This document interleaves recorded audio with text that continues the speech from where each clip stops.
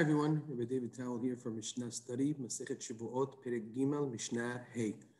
Mishnah Hey is going to now go backwards and actually bring us a Majloket between Rabbi Akiva and Rabbi Ishmael about a principle related to Shevuot that we've already taken for granted. Based on the pasuk in the Torah, it says that a person nefesh ki teshava levateh b'sfatayim lehara o lehetiv, that a person should utter an oath lehara o lehetiv, for good or for bad. And we took this to mean la'atid, for the future. But as our Mishnah in the very first Mishnah of the Masechet said, it's Shevuot or Shtaim Shehen Arba. There are two written explicitly in the Torah. That's the hara or lehetid for the future. But that become four when you add in the past ones, the l'she'avar, when you consider Midrash Hachamim. So what we're going to reveal in this Mishnah is that Midrash Hachamim, to include those extra two of the past, actually only applies to one opinion. That's the opinion of Rabbi Akiva, but is disagreed upon by Rabbi Ishmael. Let's read the Mishnah in its totality and see how they go about making this debate and what the ramifications are as far as Shevuot are concerned. But before we take a look at the Mishnah, let us first take a look at the pasuk in the Torah that will be necessary for us to know in order to make sense of the Mishnah. Going back to Sefer Vayikra, Perek Hey, pasuk Dalid, the pasuk says, "O nefesh ki tishava levateh b'sfatayim," or when a person utters an oath, lehara o lehetiv, to bad or good purpose, lechol asher yivateh ha'adam b'shvuah, for any oath that a person may go ahead and utter, v'ne'alam mimenu, and then it's forgotten by him, v'hu yada ve'ashem, and then later on he has knowledge of it and he was guilty la'achat me'elet, to one of them. So you'll notice that there is some superfluous language here in this Mishnah. The word "o" is repeated several times. You also have in the beginning a tishava levateh b'sfatayim lehara o lehetiv. The Mishnah discusses, the pasuk discusses lehara o lehetiv, for good or bad, and then it says lechol asher yivateh ha'adam b'shvuah, for anything that a person might come, which might indicate not lehara o lehetiv. So these are ideas to keep in mind, as we'll see Rabbi Ishmael and Rabbi Akiva go back and forth in trying to determine what the explanation of this pasuk is supposed to be. Let's read the Mishnah. When it comes to oaths, it is irrelevant if it is something about himself. In other words, it's an oath about something he's going to do or not do for himself. Or whether it's about something concerning another individual, something he's going to do towards someone else. In a moment, the Mishnah will explain what are those examples of divarim shel achirim. The oaths include something that has tangibility to it, such as I will eat or I won't eat. But it also includes things which do not have tangibility to them. Again, in a moment, we'll see what are included in the things that do not have tangibility. Obviously, we know what divarim shel atzmo, things about himself, are. That's pretty obvious. That's what we've been talking about in all the examples up until this point. And we know what divarim sheyesh bahem mamash is, things that have tangibility to them. Again, that's been pretty obvious in the examples. But what does it mean divarim shel achirim, oaths about others? And what does it mean divarim she'en bahem mamash, things which don't have tangibility? That's what the Mishnah seeks to clarify in the next lines. Ketzad, how does this work? Ama, a person said, Shevuah she'eten le'ish peloni v'shelo eten. A person says, I make an oath that I will give something to this individual or that I won't give something to this individual. That is an example of divarim shel achirim. That's an oath that is hinging on somebody else. It is not only about himself, it is also about somebody else. Again, it's something that he will or will not do, but it is in relationship to somebody else.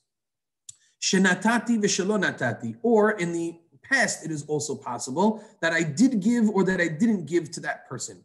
So this is the future and past, the lehaba and the she'avar of a case of divarim shel achirim, an oath related to others.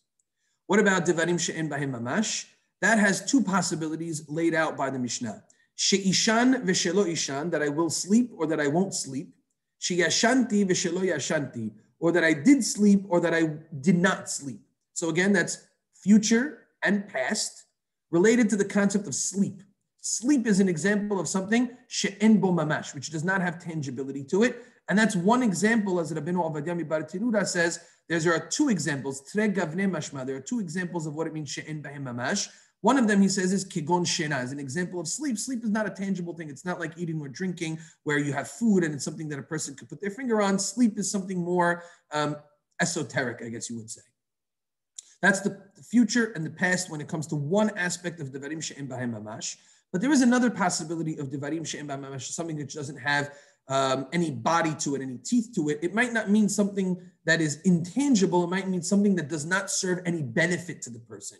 So for example, he says, She'ezrok tzoror layam v'shelo ezrok. A person makes an oath that he will throw a rock into the sea, or that he will not throw a rock into the sea. Shezarakti v'shelo zarakti, or that he did throw in the past a rock into the sea, or that he did not throw a rock into the sea.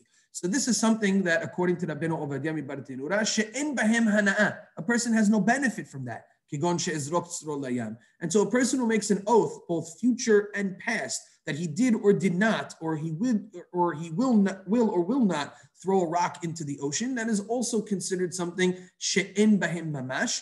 And the Mishnah is teaching us that that too is factored into the discussion about Shevuot. So that too plays a role in what is considered a proper Shevuah or not. Now we come to the Majloket between Rabbi Ishmael and Rabbi Akiva. Rabbi Ishmael now mentions, until this point we've been constantly discussing Shevuot both in future and past tense. Rabbi Ishmael says, Eno hayav ela al he'atid lavo. A person is only liable for a korban when it comes to oaths having to do with the future. Shene'emar, as the pasuk says, lehara or lehetiv. The pasuk only speaks in the futuristic tense, and therefore Rabbi Ishmael disagrees with the idea of Shevuot Shtayim Shehen Arba to include from Midrash HaChamim 2 oaths that are in the past tense to also be Hayav Korban for them. Rabbi Ishmael says the Hayuv of Korban only applies to the 2 mentioned in the pasuk, the Hara or Lehetiv.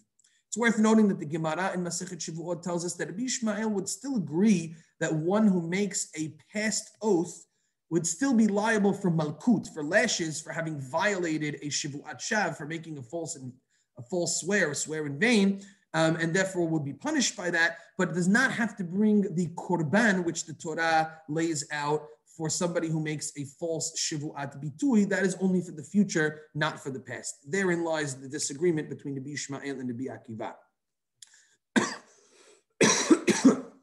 Rabbi Akiva then challenges Rabbi Ishmael. Amano Rabbi Akiva. Rabbi Akiva says to Rabbi Ishmael, Imkin, if this is so, in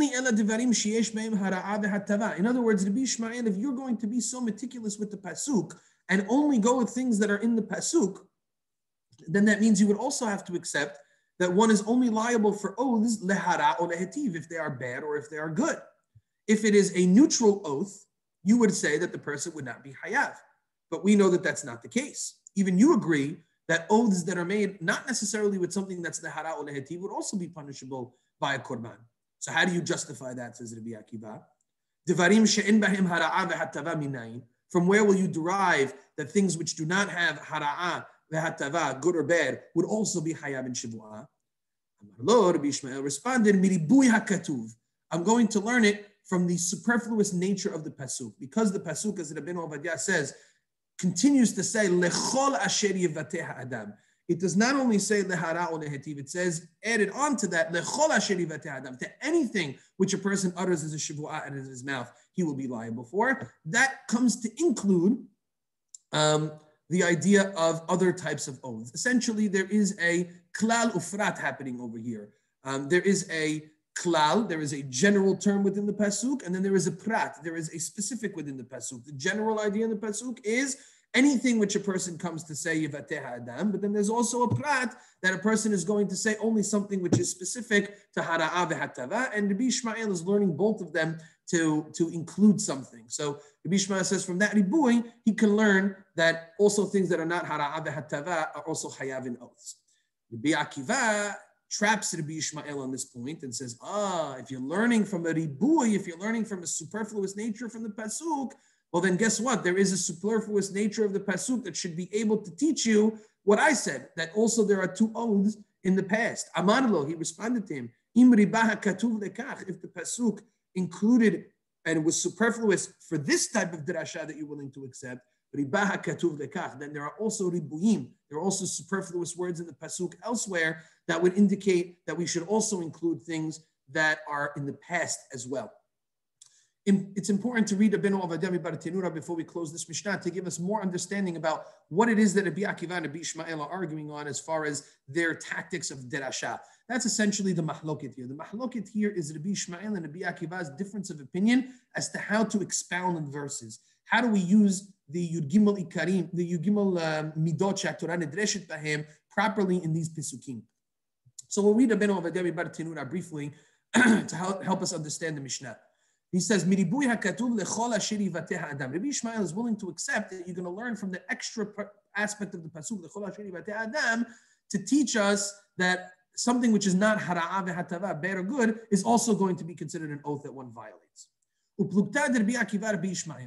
Says Rabbeinu Ovadia, the disagreement between Rabbi Akiva and Rabbi Ishmael is based upon their method of derasha. Rabbi Akiva darish b'chol Torah ribuye u'me'uteh. Rabbi Akiva is doresh in all of the Torah, ribuy and mi'ut, extraneous words and limiting words. When the Torah uses a superfluous word, that will come to include some kind of halacha. When the Torah uses a word that's a mema'et, like the word ach or rak, it's coming to restrict something. Rabbi Ishmael darish klale ufrate. Rabbi Ishmael had a different methodology. He was doresh klal ufrat. Klal meaning something general, and prat then afterwards something specific. What does this mean? He explains. Rabbi Akiva darish o nefesh ki tishava. The fact that the pasuk uses the extraneous word o in the idea of o nefesh ki tishava, riba. There the pasuk is coming to include something. Lehara o lehetiv. But then the pasuk said only to be bad or good. There the word o is coming to be a restrictive word, mi'et. So in the beginning part of the pasuk, it's coming to include something. In the middle part of the pasuk, it's coming to restrict something. And then the pasuk says, "L'chol asher yivateh," to anything that a person is coming to say and to utter, hazar v'riba. And then the pasuk is coming to include. So we have words in the pasuk that start with an inclusion. Then we have words that come to restrict and to exclude. And then you have another statement that comes to seemingly include. Riboy, mi'ut, and riboy. Says Rabbeinu Ovadia, riba u'mi'et uriba, in a situation where you have an inclusion followed by an exclusion, repeated by an inclusion, riba hakol, then everything is going to be included. My riba, what are we coming to include? Riba kol milel she'avar kelehava. Rabbi Akiva is including all that which is said as an oath about the past to be considered a valid oath, just like oaths that are made for the future, which were delineated in the pasuk. Umay mi'et, what is it coming to exclude? Mi'et devar mitzvah. It's coming to exclude that a person cannot make an oath on something which is a mitzvah, which is already mushba ve'omed. But all of the other aspects of Shevuot that we've discussed are all included in the pasuk as ribuy. So Rabbi Akiva focuses on ribuyim and mi'utim, and as a result, he has many more inclusions to the pasuk and wants to include both past as well as things that are not hara'a ve'hatava. He's including everything.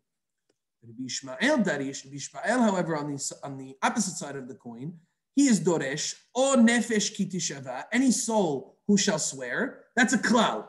That's something which is an inclusive type word, something that is general. I should say broad. It's a broad statement. Lehara o lehetiv, to be bad or good, that's a prat. That's a more specific statement, a more zeroed in, zoned in statement. Lechol asher yivateh, to anybody who will say anything, hazar v'kala. That's another broad statement. So you have a weird dynamic in the pasuk, says Rabbi Ishmael. You have a broad statement, followed by a very narrow statement, followed by another broad statement. You have a klal, ufrat, uklal. For those who read the Yud Gimel Midot in the morning prayers before Hashem Melech, you'll be familiar with this concept of a klal, ufrat, uklal. And by the way, there it's Rabbi Ishmael. Rabbi Ishmael gives us the 13 principles. This was a principle that he followed, klal, ufrat, uklal. What's the way in which we are doresh such a structure in a pasuk? Klal ufratu klal, when you have a broad followed by a narrow, followed by a broad statement, dan, you cannot judge the whole thing, but like the prat, but like the narrow thing. So in other words, those broad statements are not going to come to include because the narrow statement in the middle is really what we're going to focus on. The broad statements, which bookend the narrow statements, call our attention to the narrow statements, and we're only going to judge everything based on the narrowness of the pasuk. And therefore, what's the prat? Maha prat mefurash lehaba. If the prat, the detail which the Torah does give us here, the narrow statement is only lehaba, it's only about the future. Af kol lehaba, so too oaths only are appropriate for lehaba, for something that is in the future. So Rabbi Ishmael would rather be doresh a klal ufrat uklal versus Rabbi Akiva, who was doresh a ribui, mi'ut, and ribui. And because of their different methodology of how to be doresh, the structure of this pasuk, they come out with a difference in terms of halacha. That doesn't, however, mean that Rabbi Ishmael does not agree to the concept of ribui, because then at the end, when he does talk about the idea of lechol asher yivateha adam b'shvuah, he does decide to include in that the concept of things which are not hara'a ve'hatava. However, things that are in the past, he refuses to go ahead and include. This is the debate between Rabbi Ishmael and Rabbi Akiva in terms of derashat pesukim. And Rabbeinu Ovadia concludes with the idea that halacha ke Rabbi Akiva, the halacha follows Rabbi Akiva, that we take both future and past as being hayav korban. And of course, everybody agrees that things which are not hara'a v'hatava can also be considered odes as well.